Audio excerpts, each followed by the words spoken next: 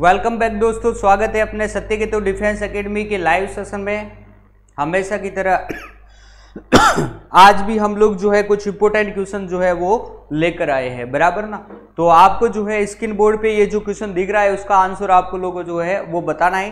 तो जल्दी से मुझे जो है वो कमेंट करके अपने इस क्वेश्चन का जो है जल्दी से आंसर मुझे भेजो। ओके, तो बिना किसी टाइम में देरी लगाए हुए हम लोग जो है क्वेश्चन को जल्दी से शेयर करते जा रहे हैं। और अपनी क्लास को जो है स्टार्ट करने से पहले आप लोग जो है जल्दी से अपनी क्लास को जो है वो शेयर भी कर दो। Okay Yadav, Jasol Singh Bhati, Dolaram Chaudhary, good morning, good afternoon आप सभी को मेरा। ठीक है, राम राम भाई, चलो ठीक है आगे चलते हैं। Jasol Singh Bhati, okay, Dolaram, C answer आ रहा है, वेरी गुड। तो हम लोग जो है क्वेश्चन को सॉल्व कर रहे हैं। शुष्क सेब का मनुष्य में प्रकोप किस विटामिन की कमी के कारण होता है? तो जल्दी से बताओ भाई, ये तो क्वेश्चन बहुत अच्छा क्वेश्चन है। शुष्क सिकोब, ए राम राम देवी सिंह, @अभी, जय हिंद, जैन सिंह राठौड़, जय हिंद। अब मुझे जल्दी से इसका आंसर भेजो भाई, सभी जल्दी से आंसर भेजो। यादव, जय हिंद, देवबंश यादव, ओके, जय हिंद। जल्दी से भेजिए ये आंसर जो भेजा है इसका, जल्दी से मुझे जो है क्वेश्चन सेंड करो जल्दी से अपने। हाँ जी, जैन सिंह, दोलाराम, सी आंसर आ रहा है। ओके, आगे और भेजो। नमस्कार गजेंद्र सिंह भाटी, नमस्कार। जल्दी से भाई जो है वो शेयर जल्दी से भेजो भाई। शुष्क सेब जो होता है वो अपने शुष्क सेब जो होता है वो मनुष्य में प्रकोप किस विटामिन की कमी के कारण होता है? शुष्क सेब का मतलब होता है कि आपकी जो स्किन जो होती है वो एकदम जो है वो क्या हो जाती है, सूखी सूखी हो जाती है, पाउडर जैसा निकलने लगता है। तो प्यारे विद्यार्थियों, विटामिन ए नहीं होगा, ये देव सिंह @अभी, ए नहीं होगा, यहां पर विटामिन डी होगा, बी आंसर होगा। ये चीज ध्यान में रख लेना, विटामिन डी की कमी से जो है वो शुष्क सिकोप होता है। शुष्क सिकोप विटामिन डी की कमी से होता है, विटामिन ए की कमी से नहीं। ओके चलो ठीक है, आगे चलते हैं, नेक्स्ट क्वेश्चन की तरफ चलेंगे हम लोग।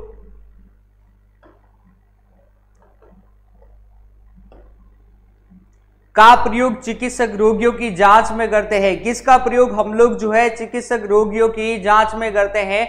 Hygroscope, spectroscope, stethoscope and stethoscope. तो जल्दी से मुझे भेजो। हाँ, Jasol Singh Bhati, B, very good. Deoband Yadav, very good. Gajendra Singh, हाँ भाई, तो ओके, @अभी, हाँ चल कोई बात नहीं रे। हाँ हाँ, अब इसका भेज तो भाई @अभी, अब की बार गलती मत करना, ठीक है ना। देवबंश यादव क्या भेज रहा है इसमें? सी भेज रहा है, स्टेथोस्कोप भेज रहा है। चलो भाई ठीक है, यानी कि किसका उपयोग चिकित्सक रोगियों की जांच में करते हैं हम लोग? तो आपको पता ही है कि किसका उपयोग करते हैं इसमें से।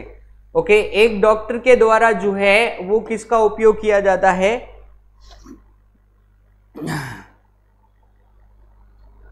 ठीक है, बहुत अच्छा, वेरी गुड।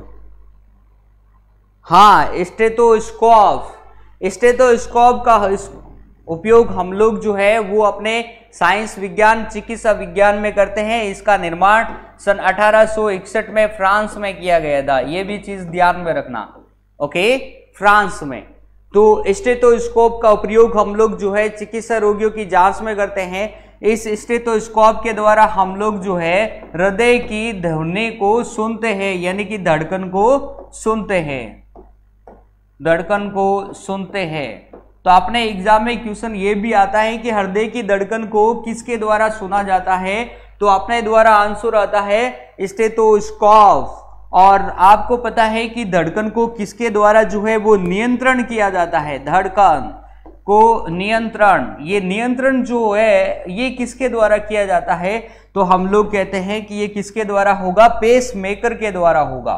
पेस मेकर, यानी पेस मेकर क्या काम करता है, हृदय की धड़कन को कंट्रोल करता है। और हृदय की धड़कन को हम लोग किसके द्वारा सुनते हैं, तो स्टेथोस्कोप के द्वारा सुनते हैं। ओके,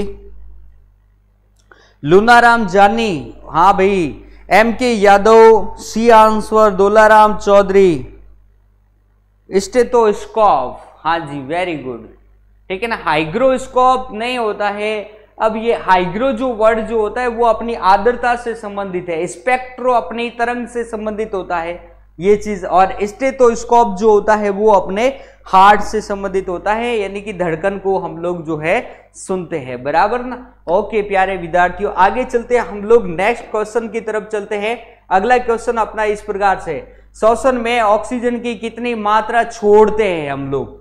ओके, बहुत अच्छा क्वेश्चन है कि ऑक्सीजन की कितनी मात्रा को हम लोग जो है छोड़ते हैं।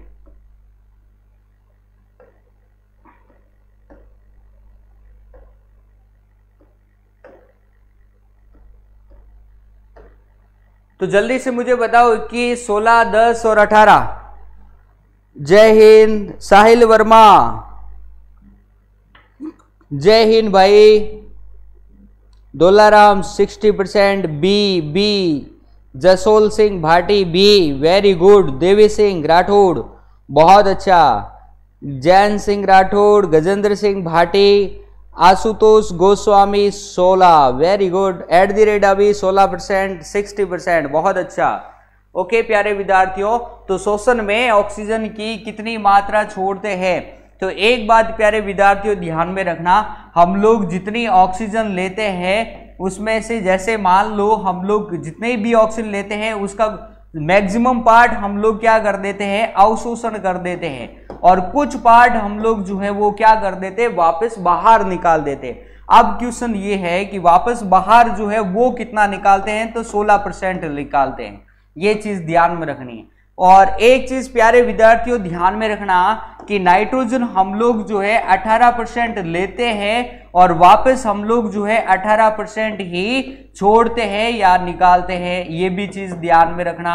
आई बात समझ में ना। यहां से अपने ये 18% क्या है, नाइट्रोजन, यानी वह कौन सी गैस है जितनी ली जाती है उतनी की उतनी वापस जो है वो छोड़ी जाती है, तो नाइट्रोजन हो जाता है, बराबर ना। तो श्वसन में ऑक्सीजन की कितनी मात्रा छोड़ते हैं, तो इसका आंसर अपने पास में 16% हो जाता है, बराबर ना। ये चीज ध्यान में रखनी है। ओके, बहुत अच्छा। M K Yadav B, army lover, बहुत अच्छा, ठीक है भाई। आगे चलते हैं, नेक्स्ट क्वेश्चन की तरफ चलते हैं। अगला क्वेश्चन अपना कुछ इस प्रकार से है, देखो।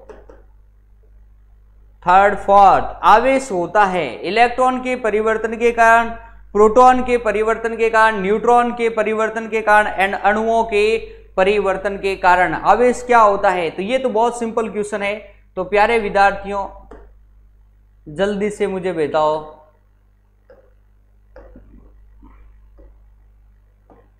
आवेश होता है इलेक्ट्रॉन के परिवर्तन के कारण या प्रोटॉन के परिवर्तन के कारण या न्यूट्रॉन या अणुओं के परिवर्तन के कारण। Dolaram, Gajendra Singh, very good. Jasol Singh, Lunaram, Devbansh, Sahil Verma, Pappu Osian, army lover, Jasol Singh, Jain Singh, Vikas Yadav, बहुत अच्छा भाई, सबका आंसर ये आ रहा है, बहुत अच्छा है। इलेक्ट्रॉन के, सीधी सी बात है कि इलेक्ट्रॉन के परिवर्तन के कारण ही आवेश होता है, ये तो बात सभी को पता है, ठीक है ना।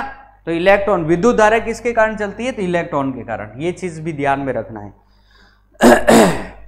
सबसे पहले इलेक्ट्रॉनों का जो है वो क्या होता है, प्रवाह होता है, बराबर। आगे चलते हैं, नेक्स्ट क्वेश्चन की तरफ चलते हैं। अगला क्वेश्चन कुछ इस प्रकार से है, देखो ये सिंपल था क्वेश्चन। चट्टानों की आयु को ज्ञात करने के लिए रेडियो एक्टिव आयु अंकन में किस समस्थानिक का उपयोग किया जाता है। तो जल्दी से मुझे बताइए, ये भी बहुत सिंपल क्वेश्चन है, हमने जो है इस क्वेश्चन को भी जो है कई बार किया है, तो मुझे जल्दी से इसका आंसर सेंड करो और इसका नाम भी लिखकर भेजना, ठीक है ना। समस्थानिक प्लस समस्थानिक का नाम, ओके। कार्बन डेटिंग विधि में हम लोग जो है किसके समस्थानिक का प्रयोग करते हैं और उस समस्थानिक का नाम भी लिखकर भेजो, जल्दी से भेजो।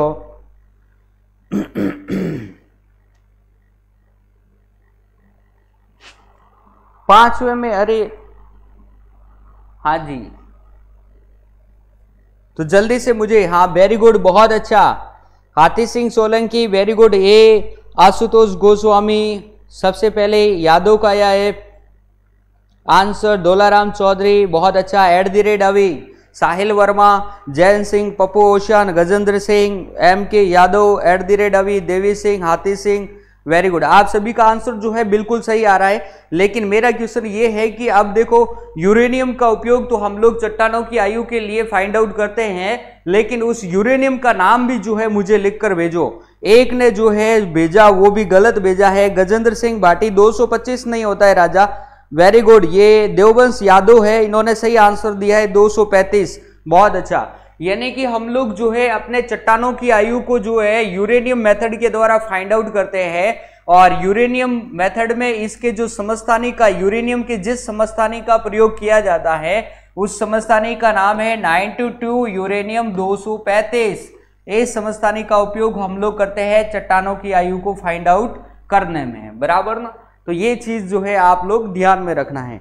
हाँ जी, 239 नहीं होता है। Dolaram Chaudhary okay very good, अब सही आंसर आ रहा है, ठीक है भाई, आगे चलते हैं।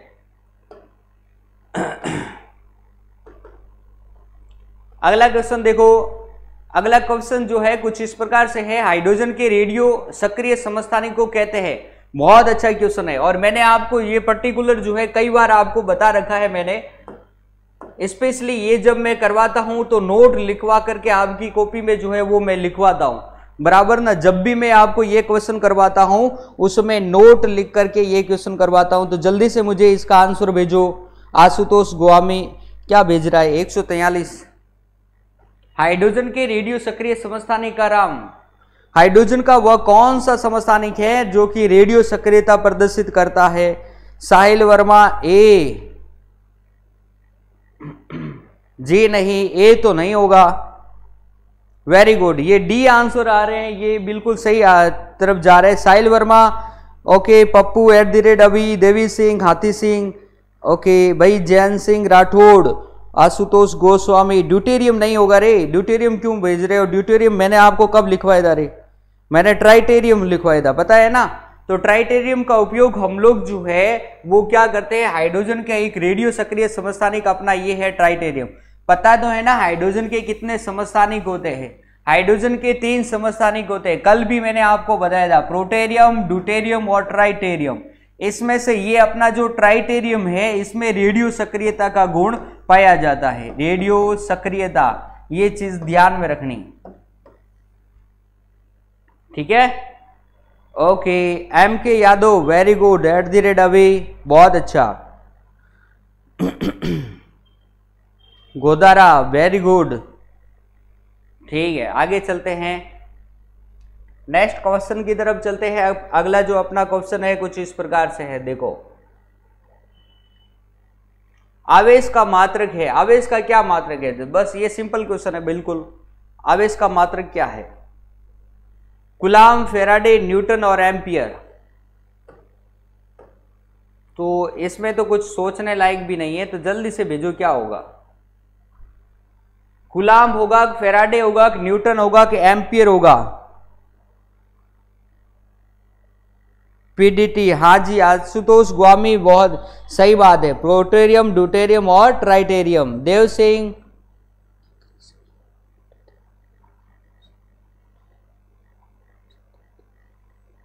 बहुत अच्छा, सही है। @ अभी, बहुत अच्छा।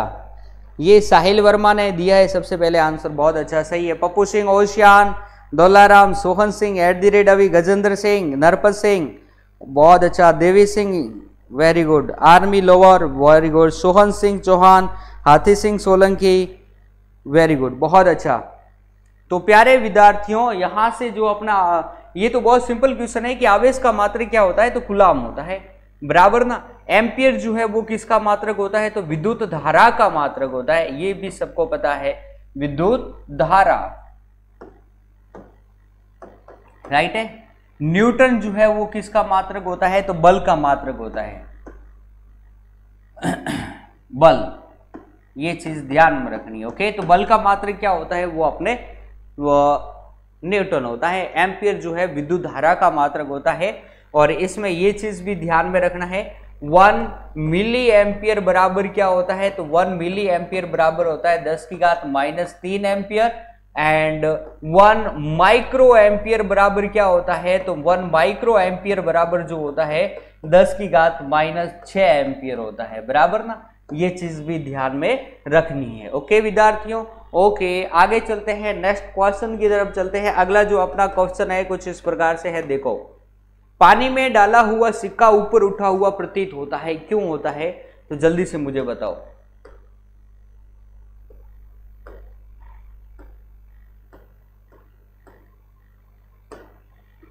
पानी में डाला हुआ सिक्का जो है क्यों ऊपर होता है, जल्दी से कमेंट बॉक्स में आंसर भेजो। प्रकाश का परावर्तन, विवर्तन, अपवर्तन और इनमें से कोई नहीं, क्या होगा रे, बल का। 8 में सी, साहिल वर्मा, बहुत अच्छा, हाँ जी वेरी गुड, बहुत अच्छा। ये सी यादव, साहिल वर्मा, डोलाराम, देवी सिंह राठौड़, बहुत अच्छा। Jasol Singh Bhati, Sahil Verma very good. @ अभी, बहुत अच्छा। Atish Singh Solanki very good, very good.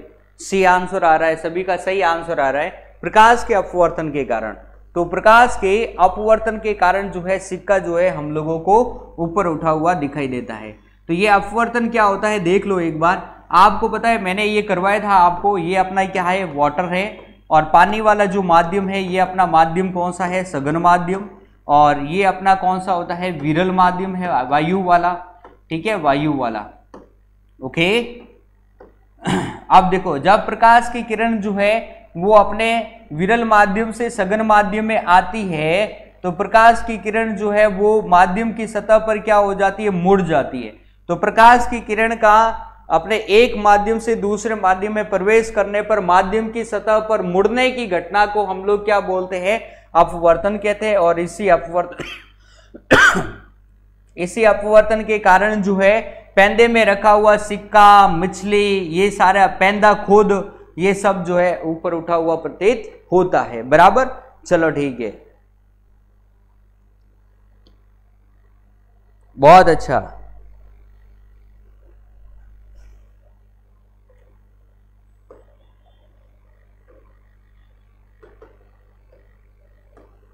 आगे देखते हैं, रॉकेट किस सिद्धांत पर कार्य करता है, जल्दी से बताओ।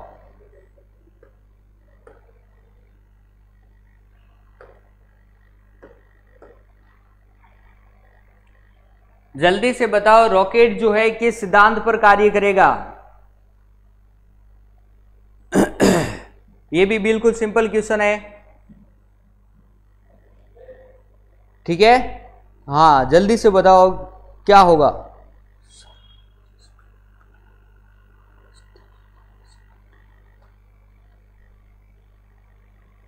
बहुत अच्छा, Hathi Singh Solanki very good, Gajendra Singh army lover, Sahil Verma, Dolaram very good. आप सभी का आंसर एकदम सही है, आर्मी लोअर वेरी गुड, बहुत अच्छा।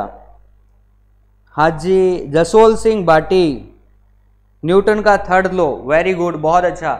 मोशन, क्रिया प्रतिक्रिया का नियम, बहुत अच्छा, न्यूटन का 3य नियम। और इस 3य नियम को हम लोग, इसका उपनाम हम लोग क्या देखते हैं कि क्रिया प्रतिक्रिया का नियम, क्रिया प्रतिक्रिया का नियम, न्यूटन के गति का 3रा नियम, प्रतिक्रिया का नियम, क्रिया प्रतिक्रिया का नियम। और यह नियम क्या कहता है, यदि किसी वस्तु पर कोई फोर्स या बल लगाया जाता है तो उस वस्तु के द्वारा उतना ही बल विपरीत दिशा में लगाया जाता है। आई बात समझ में ना, यही अपना क्या है, न्यूटन के गति का अपना 3य नियम है, 3rd नियम। और इसी नियम पर जो है वो अपने रॉकेट जो है सिद्धांत जो है कार्य करता है, बराबर ना, ये चीज ध्यान में रखनी है। ओके आगे चलते हैं नेक्स्ट क्वेश्चन की तरफ। अगला जो अपना क्वेश्चन है कुछ इस प्रकार से है, देखो 10 नंबर, सूर्य सोलर सिस्टम का कितना अनुपात रखता है। तो जल्दी से मुझे ये बताओ। ये अपने होमवर्क में है, कल आप जो है होमवर्क में अपने जो है करके आना है। नेक्स्ट 11 नंबर देखो, निम्न में से किसमें सर्वोच्च विशिष्ट उष्मा का मान होता है? कांच, तांबा, शीशा व जल। तो जल्दी से मुझे इस क्वेश्चन का आंसर भेजो, क्या होगा? निम्न में से किसमें सर्वोच्च विशिष्ट उष्मा का मान होता है?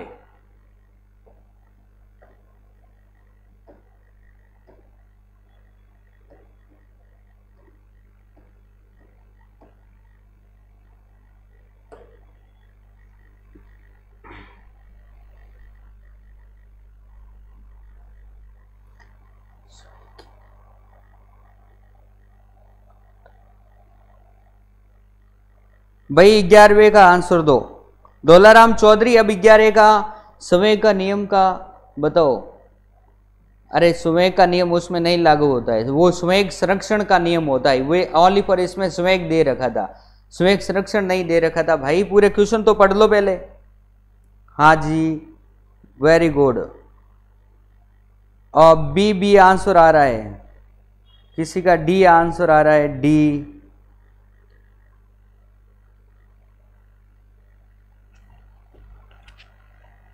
विशिष्ट उष्मा का मान जो होता है वो सबसे अधिक किसमें होता है? तो जल्दी से मुझे बताओ क्या होगा?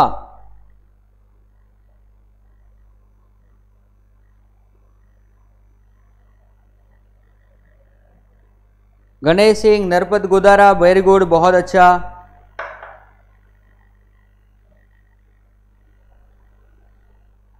तो भाई इसमें जो अपने आंसर होगा ना वो कौन सा होगा कि इसमें सबसे ज्यादा जो है वो अपने निम्न में से किसमें सर्वोच्च विशिष्ट उष्मा का मान कितना होता है? तो जल का जो होता है वो अपने सबसे ज्यादा जो है वो क्या होती है? विशिष्ट उष्मा का मान होता है। ये चीज ध्यान में रख लेना, इनसे सभी से जो है अपने जल का जो है सर्वाधिक विशिष्ट उष्मा का मान होता है। ओके, लगभग सभी ने जो है आंसर एकदम सही आंसर दिए हैं। नेक्स्ट चलते हैं अपने, निम्नलिखित में से किस प्रकाशिक घटना के कारण हीरे जो है वो जगमगाते हैं और आकर्षक होते हैं? ये तो आप सभी को पता होगा, उच्चतम अपवर्तन, बहुलिक आंतरिक परावर्तन या बहुलिक पृष्ठ परावर्तन या 100% संचरण। तो ये क्या होगा? 12वां नंबर जो क्वेश्चन है इसको मैं होमवर्क में देता हूं। ये बहुत सिंपल क्वेश्चन है, आप थोड़ा सा जो है लॉजिक लगाकर करोगे तो कर दोगे, ठीक है। आगे 13 नंबर, वायुमंडल की ऊपरी परत द्वारा किस प्रकार के विकिरणों का अवशोषण किया जाता है? तो ये इस क्वेश्चन का आंसर मुझे बताओ कि वायुमंडल की ऊपरी परत के द्वारा किस प्रकार के विकिरणों का अवशोषण किया जाता है? यानी रेडियो तरंगे, अवरक्त या दृश्य या पैराबैंगनी किरणें। तो जल्दी से मुझे बताओ वे कौन सी किरणें हैं?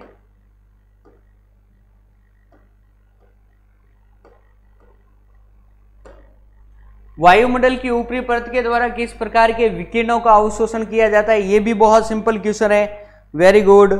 डी आंसर सभी का आ चुका है। Gajendra Singh Bhati, Daularam, Jasol Singh, army lover, Ashu Singh Goswami, MK Yadav, Narpat Godara, very good Yadav. भाई सभी जो है अपने इस वीडियो को जो है एक बार लाइक कर दो, जो देख रहा है सभी लाइक कर दो। लाइक नहीं करते हो क्या बात है। और अपने ये सत्यकेतु डिफेंस एकेडमी का जो अपना यूट्यूब चैनल है इसको जो है सब्सक्राइब कर दो। हालांकि सब्सक्राइब करोगे तभी जो है आपका ये शो होगा, वरना चैट शो नहीं होगी। हाँ जी, तो सब्सक्राइब कर दो। और अपने जो है सत्यकेतु डिफेंस एकेडमी का अगर ऐप भी अगर आपने जो है अपने मोबाइल्स में जो है डाउनलोड नहीं कर रखा है तो वो भी जो है डाउनलोड कर दो।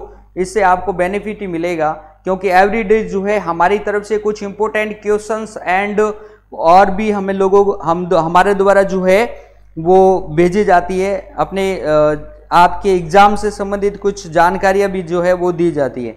तो प्लीज आप लोग जो है सभी अपने सत्यकेतु डिफेंस एकेडमी के ऐप से जुड़ जाइए। और ऐप का जो है आपको ये लिंक जो है आपके मॉनिटर पर जो है वो दिख रहा है, अगर आप इसको क्लिक करते हो तो आप सीधे ही अपने लिंक से जुड़ जाओगे, बराबर।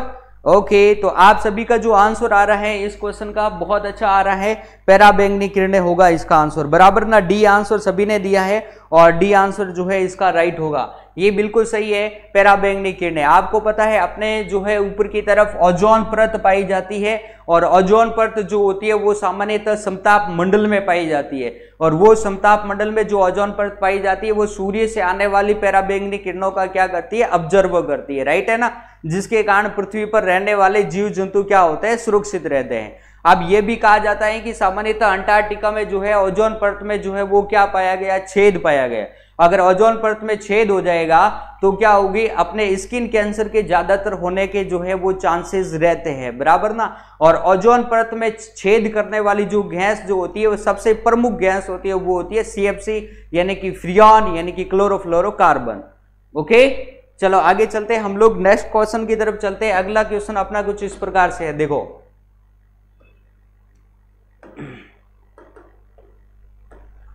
सूर्य की उष्मा पृथ्वी पर कैसे पहुंचती है। तो भाई सूर्य की जो अपने उष्मा होती है ना वो अपने किसके द्वारा पहुंचती है, मतलब कि उष्मा की कौन सी विधि के द्वारा पहुंचती है। आपको पता है उष्मा की जो है वो 3 विधियां होती है, एक होती है चालन, एक होती है विकिरण और एक होती है संवहन। चालन, विकिरण एंड संवहन, इन तीनों में से किसी एक विधि के द्वारा जो है वो सूर्य की उष्मा जो है अपने पृथ्वी पर पहुंचती है, और वो विधि कौन सी है, तो विकिरण विधि, बराबर ना। चालन विधि जो होती है वो सामान्यतः किसमें पाई जाती है, ठोसों में पाई जाती है, और संवहन जो मेथड होता है वो सामान्यतः ध्रुवों तथा गैसों में पाया जाता है। ये चीज जो है वो ध्यान में रखनी है, बराबर। ओके, आगे चले हम लोग, लास्ट एंड फाइनल आज का जो हमारा क्वेश्चन है कुछ इस प्रकार से है, देखो ध्वनि ऊर्जा का विद्युत ऊर्जा में परिवर्तन किया जाता है। माइक्रोफोन, लाउड स्पीकर, सौर कोशिका एंड ग्रामोफोन, किसके द्वारा। ये तो बिल्कुल सिंपल है, बराबर ना। ओके, चलो ठीक है। ओके विद्यार्थियों, तो आज का जो है